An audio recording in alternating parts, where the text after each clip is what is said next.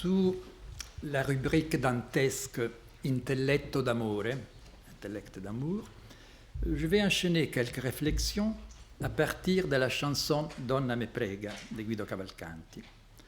Je ne sais pas si le nom de Cavalcanti est connu en France au public de la poésie.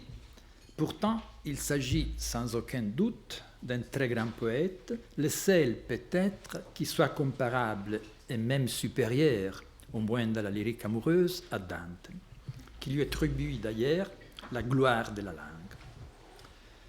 Or, nous savons que Guido, tout comme Dante, était en même temps et au même titre un philosophe, l'un des meilleurs logiciens du monde et un très bon philosophe naturel, comme dit Boccace.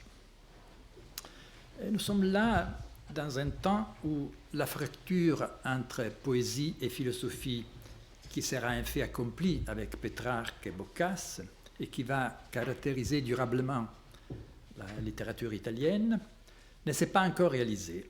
Et Boccace jouera justement dans cette fracture un rôle essentiel. En tout cas, la chanson en question a été toujours considérée très obscure. Bon, je n'ai pas la peine de remarquer cela.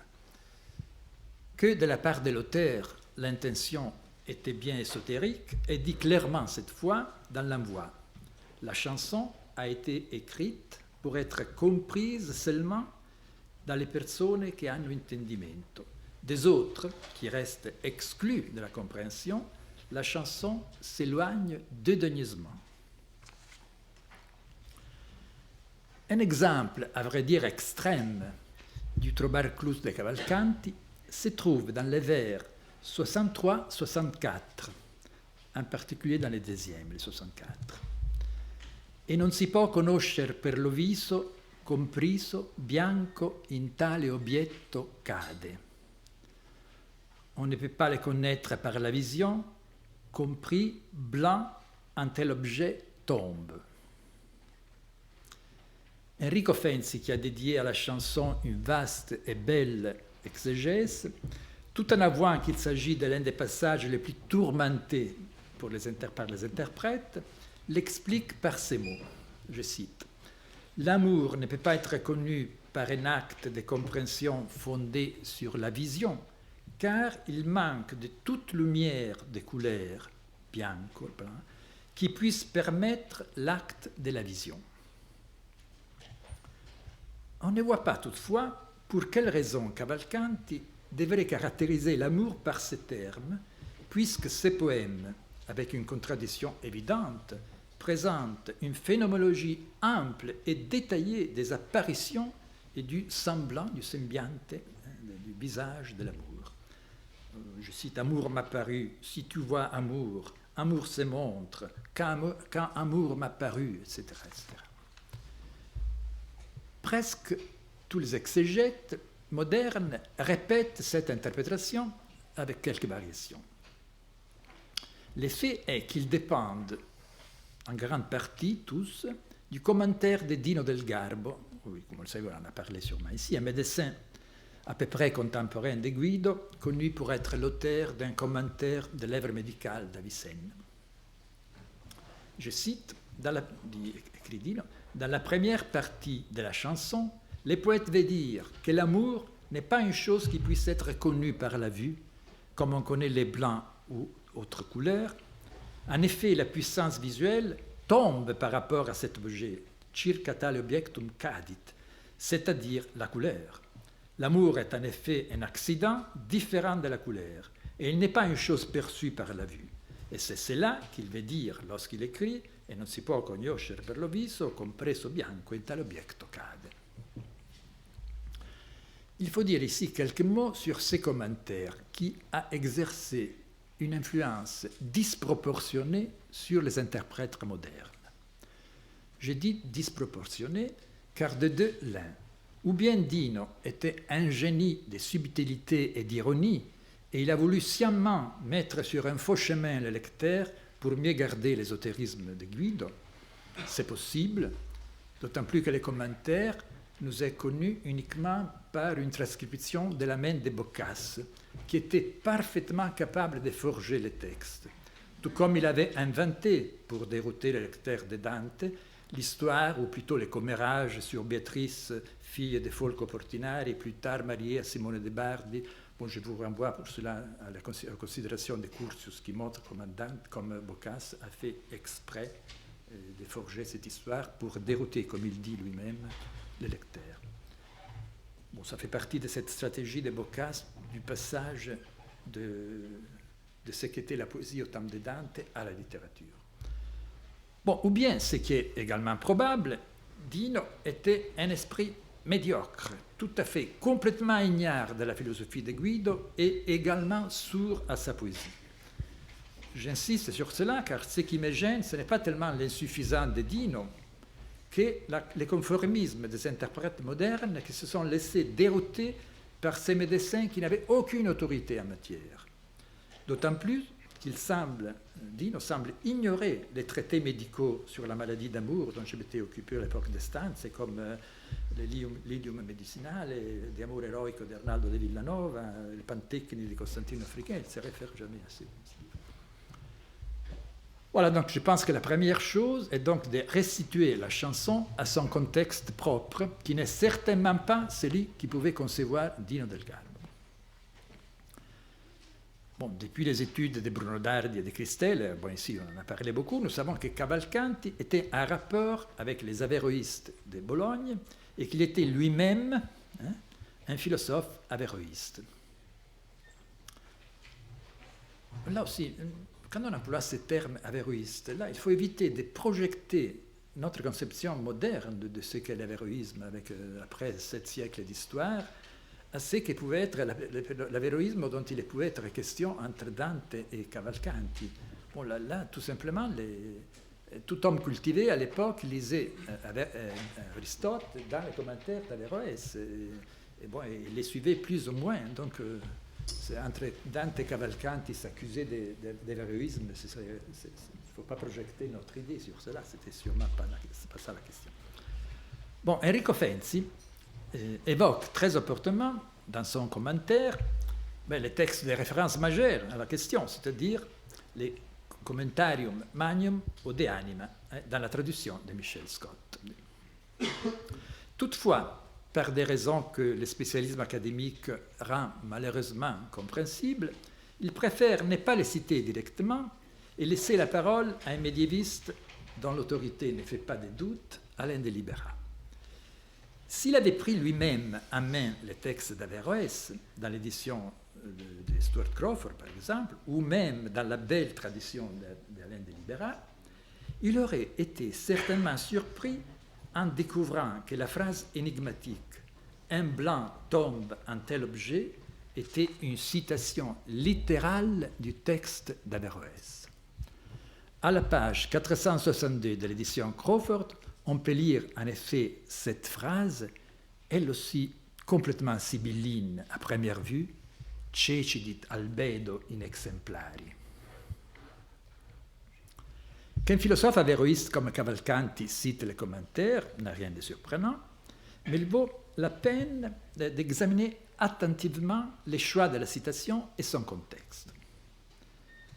Averroès est en train de commenter les passages du De Anima dans lesquels Aristote parle de l'intellection des indivisibles, qu'il compare à la compréhension de la privation, stéresis, dont il donne comme exemple les mâles, tokakon, et les noirs, tomelan. Dans la traduction latine que Cavalcanti pouvait lire, ces termes sont rendus par nigredo et nigrum. C'est à ce point du commentaire que se trouve la phrase « Cecidit albedo in exemplari », précédée d'un sic qu'il faut vraisemblablement corriger par hic, ou, comme le suggère de Libera, les séparer par un point.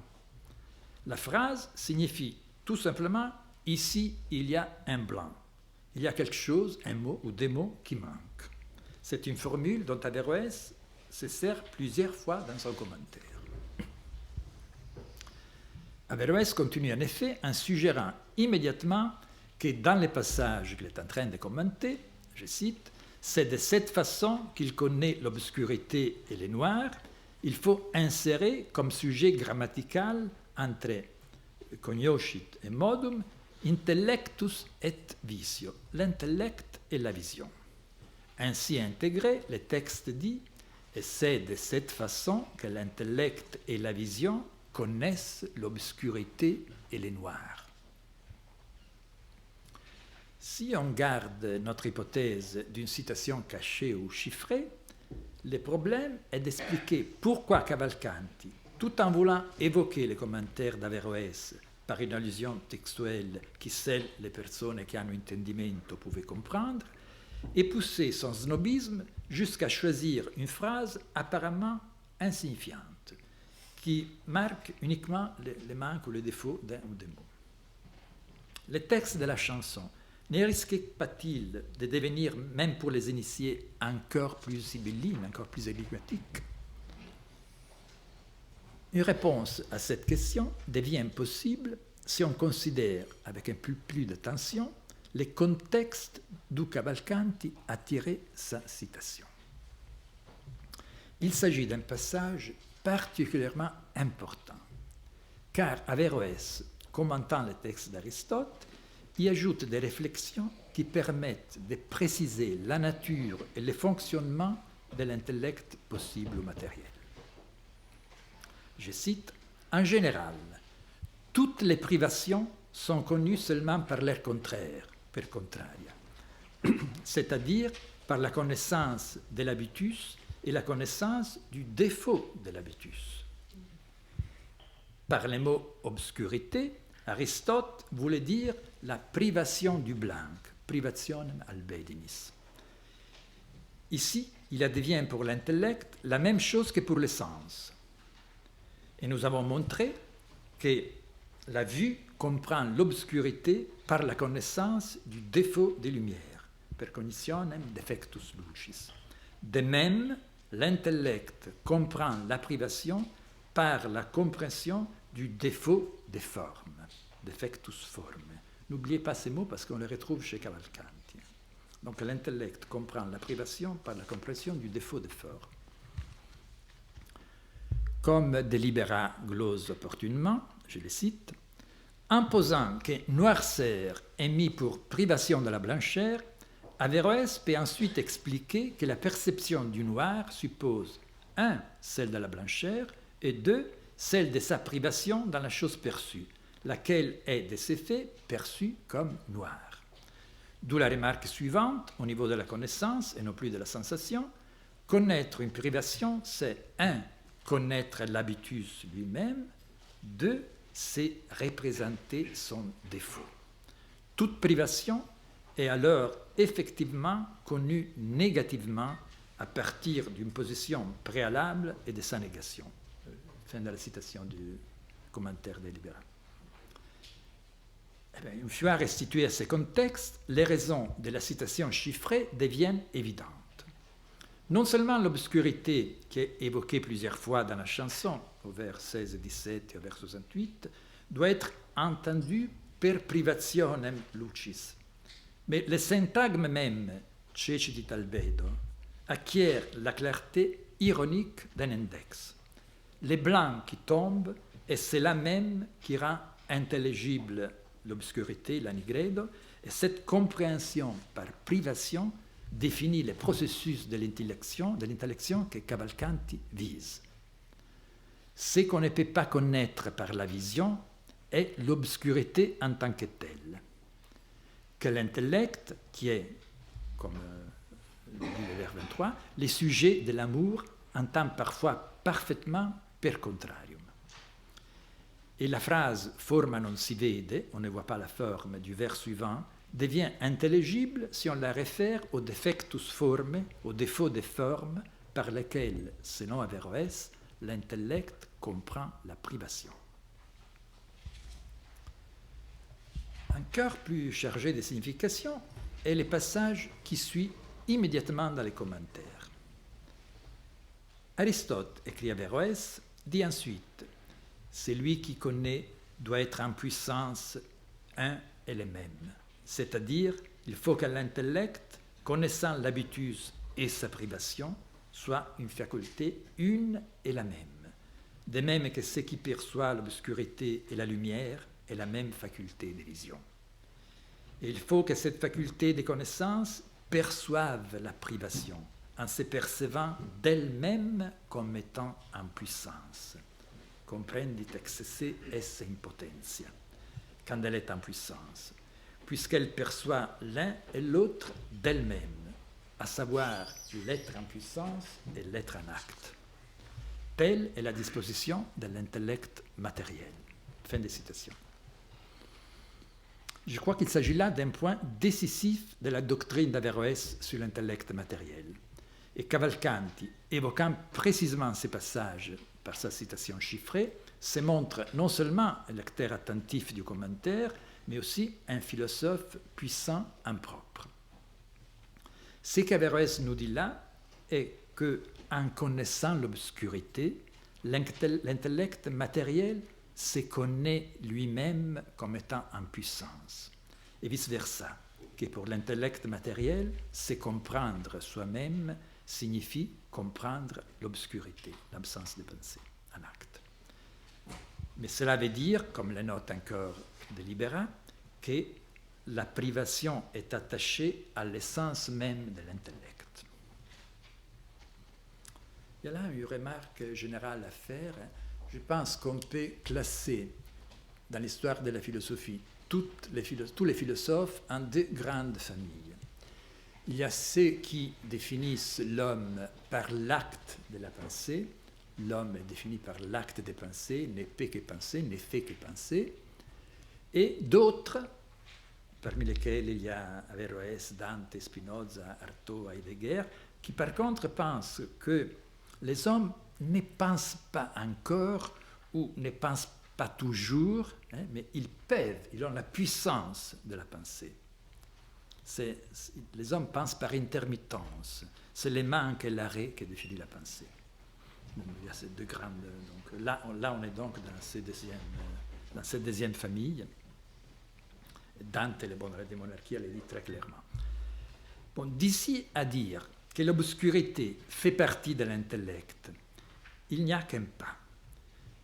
Et ce pas est franchi sans ambiguïté dans un texte qui a été lu, à mon avis, par Cavalcanti et Dante, le traité de Intelligensis, qui a été publié parmi les œuvres d'Avicenne, mais qu'il faut peut-être, selon la suggestion de Gilson, restituer à Gundisandus. Or, dans ce traité, on lit cette phrase « Intellectus impotentia est ipse tenebre ». L'intellect en puissance est la ténèbre même. Et il ajoute « Lorsque l'intelligence agente s'approche et s'unit à lui, alors illuminat ipsum », il éclaire. Il y a là, me semble-t-il, quelque chose de plus qu'un simple renvoi au passage De Anima où Aristote suggère que l'obscurité est la couleur de la puissance. Aristote dit là où le diaphane est en puissance, là est toskotos, le noir. Ce qui devait fasciner Cavalcanti, c'était bien l'idée que l'obscurité, qui est pour lui partie nécessaire de l'expérience de l'amour, n'exclut pas celui-ci de la connaissance. Au contraire, puisqu'un seul sujet est capable aussi bien de la puissance que de l'acte, faire l'expérience amoureuse de l'obscurité signifie faire en même temps l'expérience pleine de la puissance de l'intellect.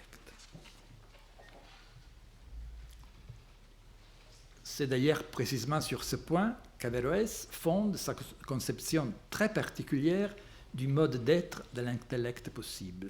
Jean-Baptiste a bien insisté sur ce point de la puissance, de l'intellect en puissance. Aristote avait dit que l'intellect n'a d'autre nature que d'être en puissance, et l'avait comparé à une tablette pour écrire sur laquelle rien n'est encore écrit. Alexandre d'Aphrodisi, en reprenant l'image aristotélicienne, avait objecté qu'il faut comparer l'intellect matériel non pas à la tablette, mais à la tabula rasa, mais au rasum tabulae, à la préparation des cires qui les recouvrent et sur lesquelles on écrit.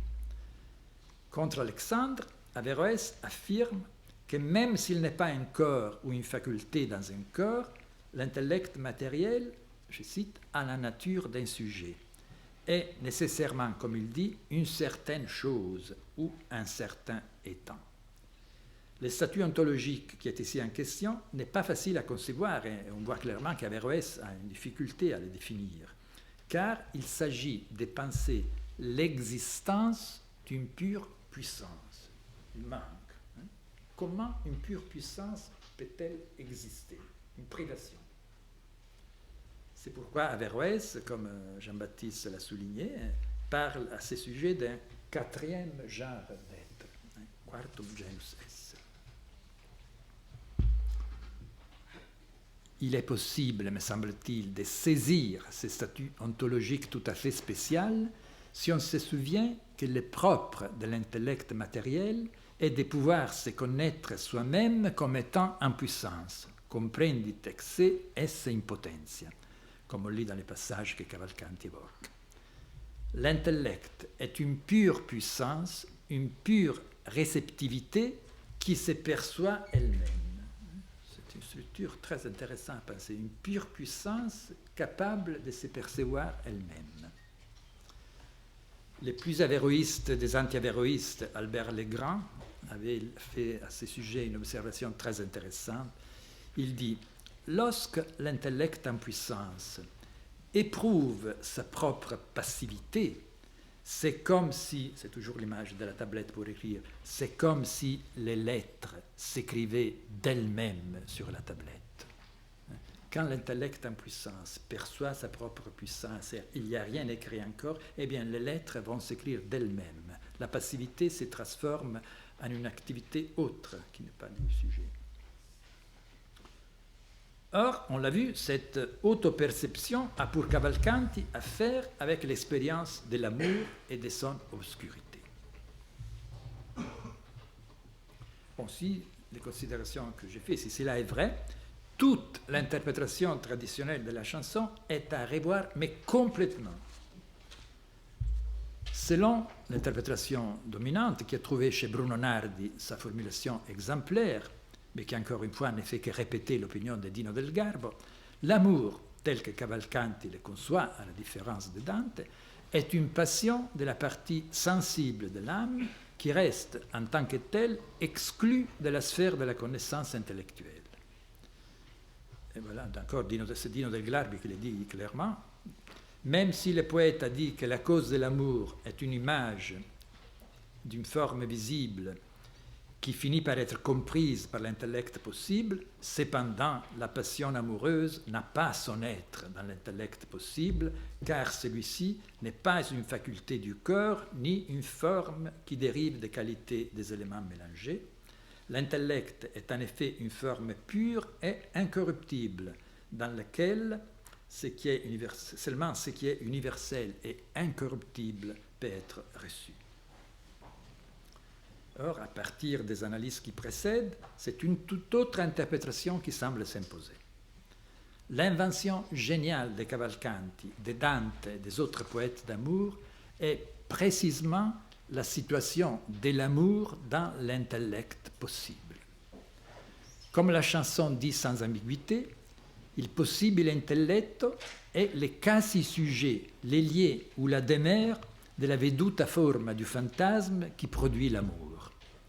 Là, il faut corriger. Les éditions courantes ont non ha possanza, n'a pas pouvoir, ou bien n'a pas possanza, n'a pas de demeure, ce qui contradirait lui-même le texte, puisque le texte dit qu'il demeure. Là, celui qui fait autorité, les plus grands philologues italiens, là, n'a pas lu possanza ni possanza, mais pesanza, n'a pas de douleur.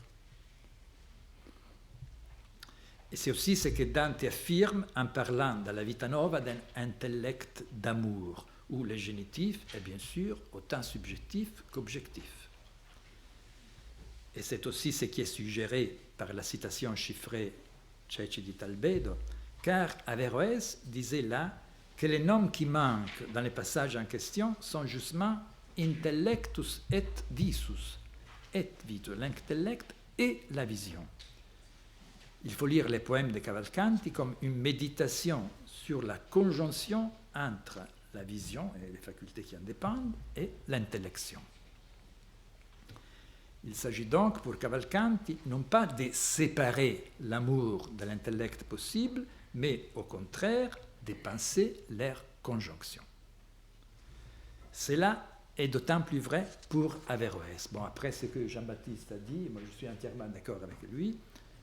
Les interprètes modernes, convaincus comme ils sont que chacun pense avec son cerveau, semblent si déconcertés face à la thèse averroïste de l'intellect unique qu'ils n'entendent pas ce qui devrait être pourtant évident, c'est-à-dire que les problèmes spéculatifs de l'averroïsme, l'experimentum crucis de l'averroïsme, le problème important de l'averroïsme, ce n'est pas la séparation de l'individu et de l'intellect, mais plutôt leur conjonction, que le traducteur latin appelle copulatio ou continuatio. Bon, c'est d'ailleurs là ce que les interprètes raisons les plus avertis comme Delibera et Brenet ont parfaitement saisi. Et même Nardi le savait, parce que Nardi dit que par les fantasmes, l'individu s'unit à l'intellect. Mais après, entre parenthèses, c'est des choses qu'il a dit. Donc là, il faut donc renverser l'approche traditionnelle. Les problèmes de l'averroïsme, et donc aussi les problèmes de Cavalcanti, ce n'est pas comment penser la déliaison entre l'individu et l'intellect, mais comment concevoir la liaison. Tout change si on se met dans cette perspective. Bon, or, on sait, Jean-Baptiste l'a très bien rappelé, qu'un rôle essentiel est joué ici par les fantasmes, c'est-à-dire par l'imagination. La jonction ou la continuation des intelligibles avec les individus s'est faite par le biais des intentiones imaginate. On peut dire, comme le fait Averroès et comme Brenet le répète en soulignant le caractère statique, qu'il y a des sujets de l'intellection, dont l'un est l'intellectus materialis et l'autre les fantasmes, les images. Ou, comme le dira Siger en soulignant les caractères dynamiques, l'intellect possible est éternel et séparé quant à ses substances, mais quant à son opération, est corruptible car il est uni au fantasme individuel. Il est essentiel ici de saisir la fonction fondamentale qui est jouée par l'imagination. Comme dit Averroès, sine virtute imaginativa nihil intelligit intellectus. Tout ça n'est qu'un long commentaire sur cette phrase du De Anima, huc aneo, non sans les fantasmes. La pensée pense non sans les fantasmes. À la limite entre le corporel et l'incorporel, l'individuel et l'universel, l'imagination est l'extrême scorie que la combustion de l'existence individuelle abandonne sur le seuil de l'éternel et du séparé. Or, chez les poètes d'amour, on retrouve la même centralité de l'imagination.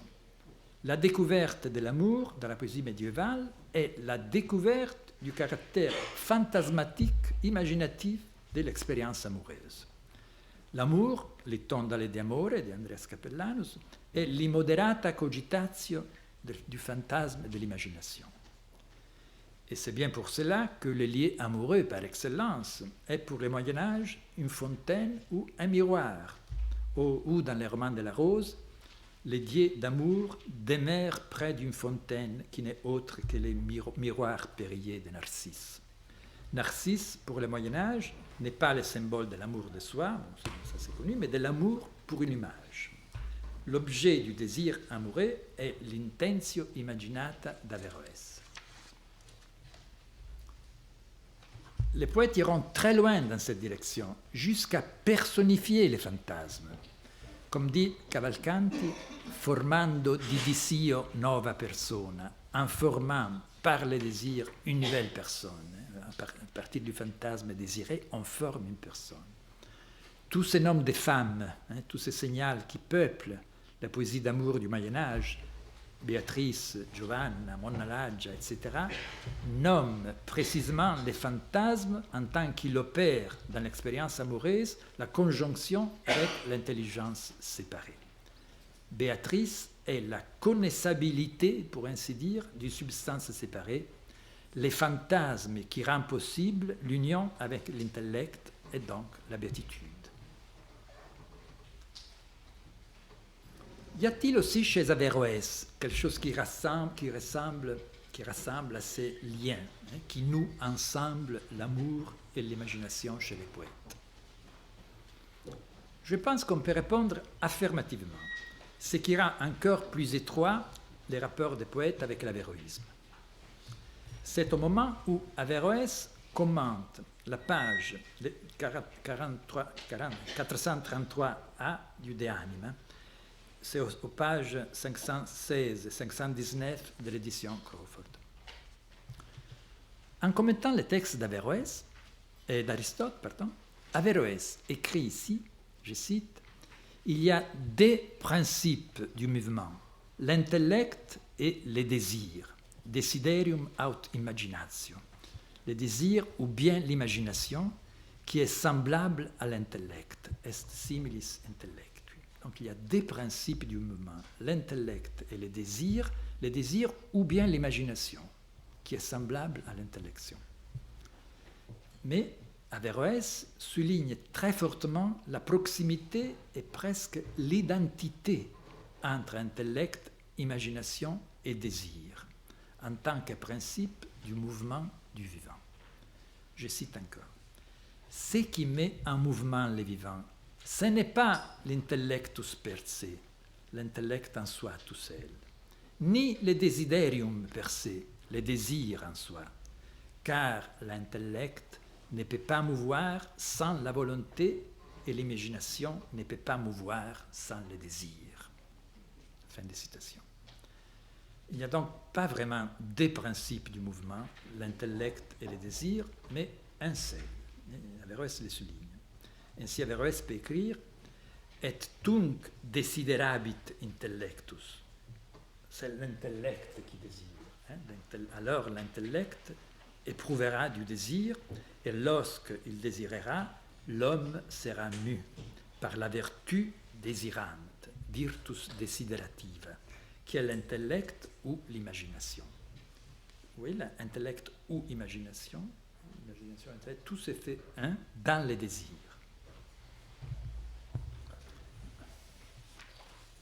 C'est l'intellect-imagination qui désire, tunc desiderabit intellectus. Et c'est bien ce que Dante appellera intelletto d'amore, intellect d'amour. Averroès tient d'ailleurs à souligner les primats, la présence du désir, du desiderium, par rapport au simple appetitus, comme il l'appelle. Là encore, il va jusqu'à corriger, par la formule qui désormais nous est familière, ita cecidit in scriptura, là il y a quelque chose qui tombe, encore une fois, le texte qu'il a sous les yeux, qui disait desiderium est aliquid appetitus, le désir est une sorte d'appetitus. Il va corriger cela et il va le renverser, il va écrire appetitus est aliquid desiderium. L'appetitus est une espèce de désir. Il y a une présence du désir sur ce qu'il appelle la pulsion, l'appetitus. Il va donc écrire Pars anime desiderans est movens universaliter. La partie de l'âme qui désire est celle qui meut de façon universelle. En accordant au désir et à l'amour une place, peut-être la place fondamentale dans le processus de la connaissance qui réalise le bonheur suprême, les poètes restent donc fidèles à Averroès. Jean-Baptiste Brenet, dans une série d'études remarquables, mais les a citées là lui-même aussi, a montré le rôle que la volonté et le désir jouent chez Averroès dans l'acquisition de la pensée et des actions. Adeptio, terme farabien à l'origine, désigne chez Averroès l'union de l'intellect matériel avec l'intellect agent. Je cite là un passage bien connu. Et quand l'intellect matériel est uni, copulatus, à l'intellect agent, en tant qu'il est parfait par l'intellect agent, alors nous sommes unis, copulati, à l'intellect agent. Et cet état est appelé acquisition, adeptio, et intellect acquis, intellectus adeptus. D'ailleurs, les sonnets de Cavalcanti qui commencent « certo non è dell'intelletto accolto » doit être entendu dans ce sens technique. Ce n'est pas de l'ordre de l'intellect adeptus. Intelletto accolto est une bonne traduction italienne d'intellectus adeptus. Même dans des vulgarismes, on trouve intelletto accolito.